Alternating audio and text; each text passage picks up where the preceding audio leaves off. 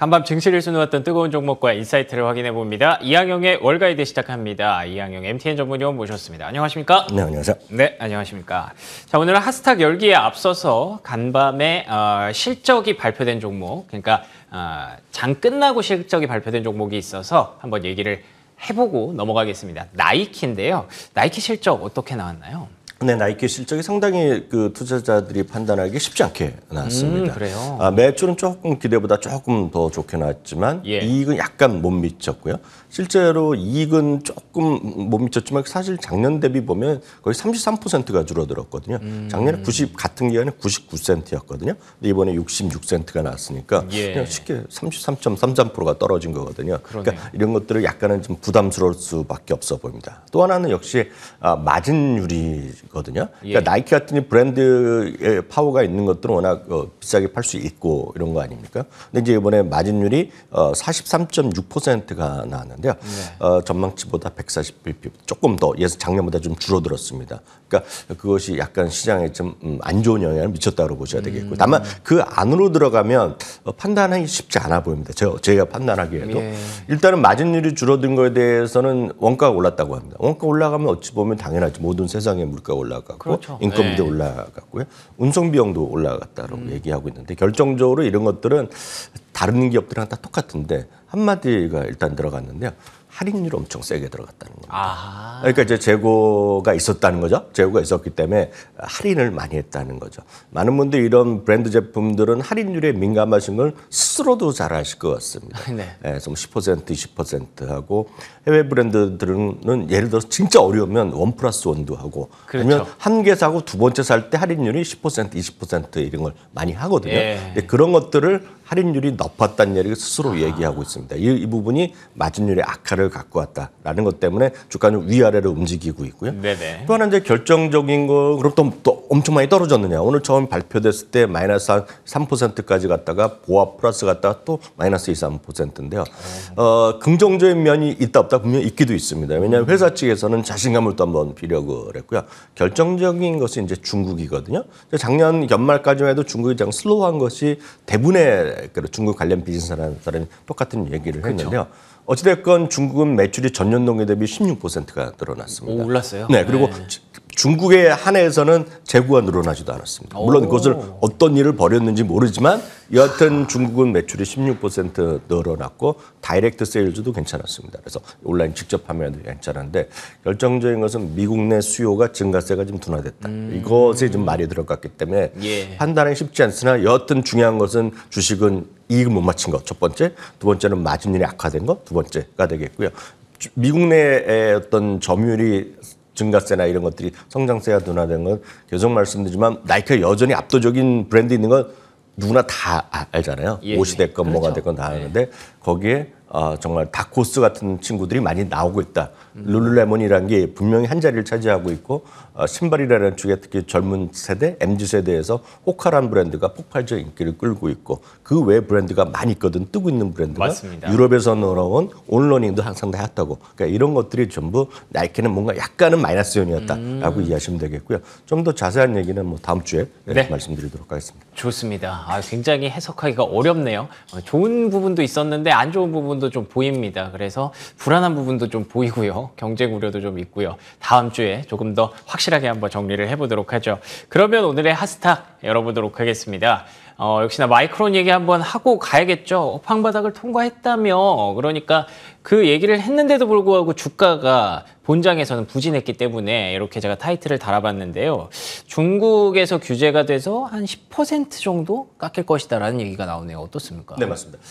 뭐 한국말도 그렇고 영어도 그렇고 끝까지 들어야 되는 거죠. 어저께도 분명히 바닥은 지나갔다는 얘기 분명히 다시 한번 확인했고 장기적으로 보면 괜찮다는 얘기를 분명히 얘기를 하고 있습니다. 다만 이제 어저께도 중국에 대한 우려, 중국에서 지금 수입을 이제 제한하고 있지 않습니까? 그에 대한 악영향이 없을 수는 없죠. 그러니까 이 부분에 대한 우려감이 있고 그런 것들이 지금 시장에 반영되면서 주가가 좀 오히려 좀 떨어졌습니다. 어저께 시간 내에서는 올랐는데 오히려 정규장에서는 떨어진 것이 오늘 마이크론 테크놀로지가 되겠는데요. 사실 마이크론 테크놀로지만이 아니라 IT 전반적으로 약간 좀 쉬는 모습. 그리고 엔비디아가 약간 쉬고 있단 말이죠, 지금은. 맞아요. 대장주인 대장주가 엔비디아가 지지난주 말이 고점이었습니다. 물론 예. 그런 조정이 많이 받은 건 아니지만 여하튼 그 언저리에서 계속 움직이고 있습니다. 엔비디아 이렇게 떨어진 적이 없어요. 실제로 보면. 나머지들은 많이 등락이 있었는데요. 그 나머지 것들은 이제 부침이 있는데 마이크론 테크놀로지도 그런 정도라고 보셔야 되겠습니다. 그걸 뭐로 알 수 있냐면 월가의 해석, 월가의 시가를 보셔야 되겠는데요. 월가는 지금 투자기이 바뀐 건 없으나 압도적으로 지금 목표 주가가 다 올려놨다. 오늘요. 그런 걸 보면 저는 마이크론 테크놀로지에 개인적인 이렇게 선호도를 갖고 있지는 않으나 마이크론 테크놀로지의 어떤 발표나 이런 것에 대한 월가의 반응이 나쁘지 않다라고 그렇군요. 말씀드리겠습니다. 예, 알겠습니다. 현재 시점에서 여러 가지 다각도로 좀 판단해 봐야 하는 반도체 업황이고 또 마이크론 테크놀로지의 주가인 것 같은데 월가의 시각 정도 충분히 정리해 보면서 투자 전략에 활용하시고요. 자, 두 번째 하스탁 열어보겠습니다. 두 번째 하스탁은 에퀴닉스입니다. 이보다 확실한 AI 수혜주가 있을까요? 그러니까 어제 사실 AI 관련해서 그러니까 데이터 센터 리츠는 괜찮다라는 말씀을 해주셨는데 이게 바로 그 에퀴닉스가 데이터 센터 리츠더라고요.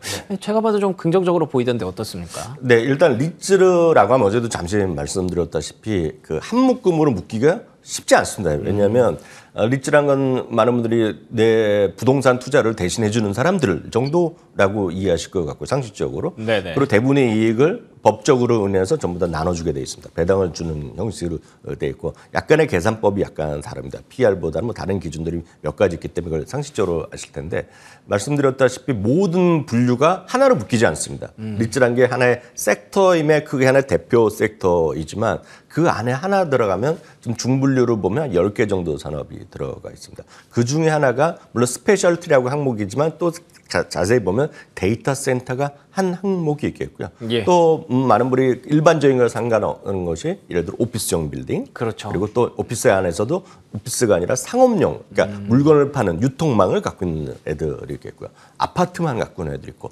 단독주택만 갖고 있는 애가 있고 병원도 있고 실버타운, 어저께 웰타워 같은 거 실버타운이에요. 그러니까 수많은 것들이 있는데 에퀴닉스는 뭐다? 바로 이건 데이터 센터다. 그러니까 예. 데이터 센터라는 거가 정말 엄청난 거대한 규모를 자랑하고 있고요. 그렇죠. 그거를 이제 모르겠습니다. 아마존이나 어떤 큰 회사들이 있다 그러면 삼성전자 정도에서 내가 직접 다 만들겠다 그러면 쓰면 되겠죠. 돈이 많고 네. 전 세계에 깔면 되겠으나 실제로 그런 것들을 데이터 센터를 전용으로 갖고 그걸 비즈니스하는 리츠가 있다. 그게 바로 대표적인 것이 에퀴닉스라고 보셔야 되겠습니다. 그럼 도대체 왜 데이터 센터가 주목받느냐? 여기저기 사람들을 쓰든 직접 하던 것을 다들 아시다시피 인공지능 로봇가 많이 하잖아요. 인공지능 하다 보면 네. 사람의 자리를 데이터가 뭔가 인공지능 하면 뭔가 데이터가 돌아다닐 거 아닙니까? 그렇죠. 네. 누구나 다 인정하실 것 같습니다. 그래서 그게 바로 데이터 센터의 역할이라고 보셔야 되겠고요. 한국에도 2019년에 먼저 들어가고 우리나라에도 많이 좀 쓰고 있다라고 알고 계시면 될 것 같습니다. 그럼 이 자체가 여기 보이는 메가 트렌드라는 건데요. 예. 결국은 컴퓨터가 결국 속도가 빨라지고 사용량이 많아지고 그럴수록 데이터 센터의 어떤 규모 네. 그리고 데이터 센터 한 번 만들면 되겠습니까? 우리나라 여러분들은 스마트폰이 2, 3년 되고 뭐 느려진다고 바꾸고 컴퓨터도 너무 오래지면 뭐 게임도 안 돼도 바꾸는 이유가 있지 않습니까? 그럼요. 느려지고 속도가 못 쫓아가니까 계속 또 업그레이드 해야 되는 거죠. 그러니까 그럴 때마다 값도 올라가겠죠. 사용료도 올라가고. 그러니까 그런 것들에 대해서 데이터 센터가 앞으로도 상당히 주목할 수 있을 것 같고 그런 것들 때문에 이게 일반적인 리츠로 생각하기에는 쉽지 않다라고 보셔야 되겠습니다. 그런 관점에서 에퀴닉스 같은 경우가 52주 최고가까지 아직 거리감이 있으나 리츠 중에서 어제 말씀드렸던 웰타워 같은 그런 병원이나 실버타운과 마찬가지 좀 올라가는 그런 추세를 갖고 있다 그래서 오늘 좀 소개해드린 것 같고요. 마치면 에버코어 ISI에서 네. AI 관련된 투자에서 유망한 8개를 하반기에 대비해서 예. 8개를 선정한 걸 자료를 냈는데요. 거기에 보면 아마존도 들어가고 어도비도 등등 들어가는데 여기 굳이 또 딱 들어가는 거가 에퀴닉스가 들어가더라라는 거죠. 그러네요. 그래서 그런 것들을 보면 많은 분들이 시장에서 리츠에 대해서 일반적인 어떤 최근의 금리 예상 때문에 어려움을 얘기하고 있으나 실제 이런 것도 있다라는 관점에서 오늘 다시 한번 리츠 중에 하나 에퀴닉스를 소개해드렸습니다.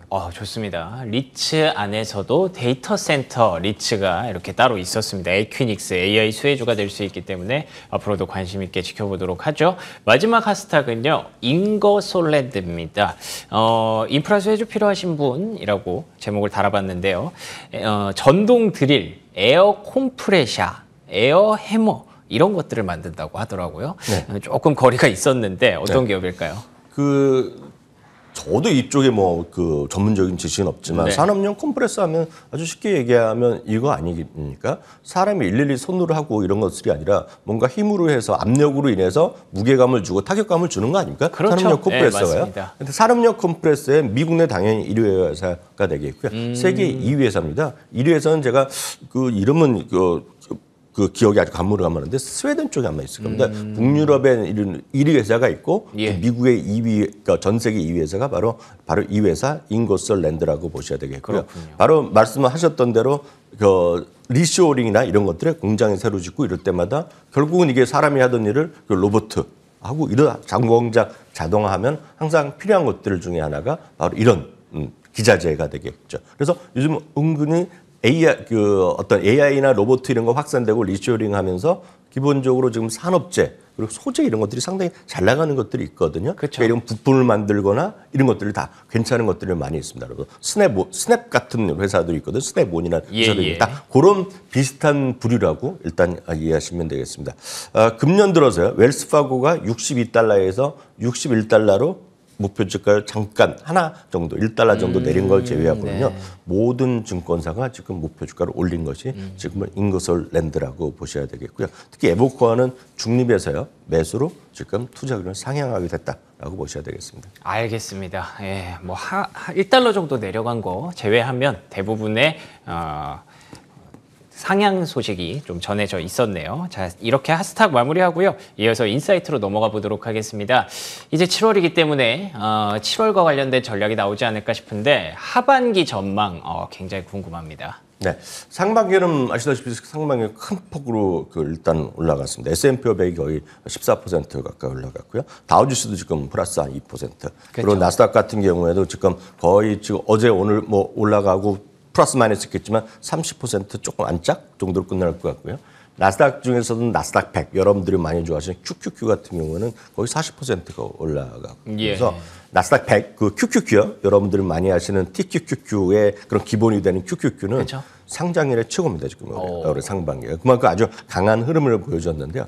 이렇게 상반기가 너무 강하면 하반기에 대한 걱정들이 또 있으시잖아요. 그렇죠. 이렇게 올라갔는데 더 올라가냐라는 맞아요. 생각하실 텐데요. 뭐 이런 건 저희는 통계로 드릴 수밖에 없습니다. 예. 1929년 이후 S&P 500이 상반기에 10% 이상 올랐을 경우에 하반기 어땠냐는 걸 그냥 그래프로 쫙 보여드리면 네. 한 5번 정도 제외하고는 하반기에도 올랐다라고 보셔야 되겠습니다. 그러니까 작년 28번이 있었거든요. 작년까지요. 그러니까 그 대부분이 한 6, 7번 제외하고는 21번은 다 올랐다라고 보셔야 되겠고요.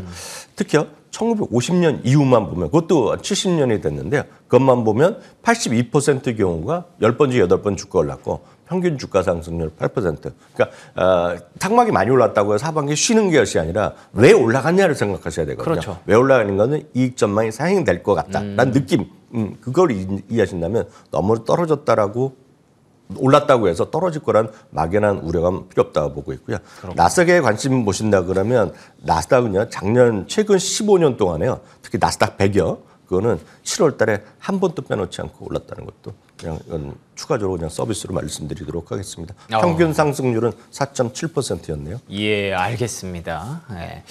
뭐 역사가 항상 맞는 건 아니지만 82% 정도면 올해도 좀 맞지 않을까요? 예, 그래서 올해 상반기 좋았습니다만 그 기세 하반기까지 쭉 이어갈 수 있기를 기대해 보겠습니다. 지금까지 이항영 MTN 전문위원과 함께했습니다. 오늘도 좋은 말씀 고맙습니다.